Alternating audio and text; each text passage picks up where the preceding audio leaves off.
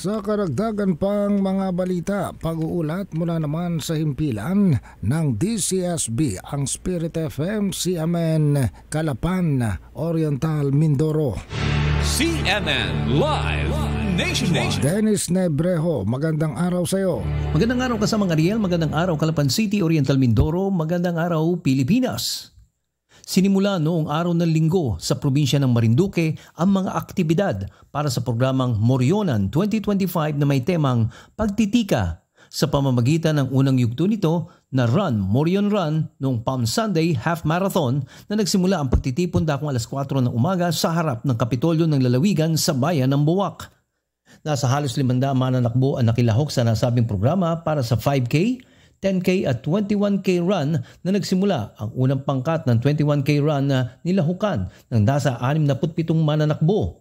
250 kalahok naman para sa 10K run at humigit kumulang 150 na runners ang tumakbo naman para sa 5K run. Sa pagtatapos ng takbo, may nagwagi para sa mga cash prizes habang ang lahat ay binigyan ng mga souvenir items at medalya. Nitong Lunes Santo ay nagsimula na rin ang programa sa Bayan ng Gasa na kung saan dakong alas 8:30 ng umaga ay ginanap ang display ng mga higanting moryon. Kasunod ang parada ng mga empleyado ng lokal na pamahalaan, suot ang mga makukulay na kaftan at moryon costume. Bukod dito ay pumarada na rin ang mga moryon, suot ang kanilang makukulay na damit at ang pagtugtog ng lokal na instrumento na gawa sa kahoy na tinatawag na kalutang. Gayon din ang stage play ng Morionan sa Gasan.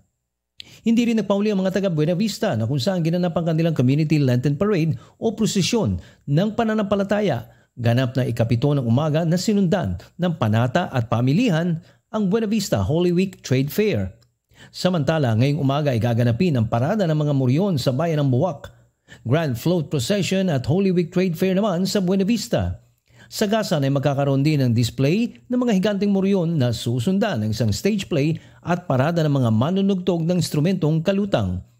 Noong nakaraang taon ay naitala ng PDRRMO na umabot sa mahigit 32,000 katao ang nakisa sa Semana Santa 2024 at ngayong taon ay hindi isinasantabi na maaring umabot pa ito sa halos 50,000.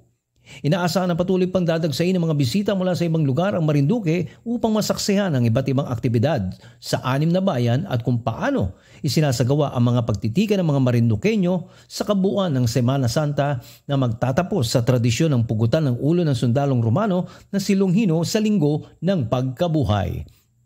At yan kasama ng Ariel ang mga naging kaganapan sa oras na ito sa lalawigan pa rin ng Marinduque. Ako pa rin si Dennis Nebreho ng CMN 104.1 Spirit FM. Nag-ulit na live ito pa rin sa CMN Pilipinas.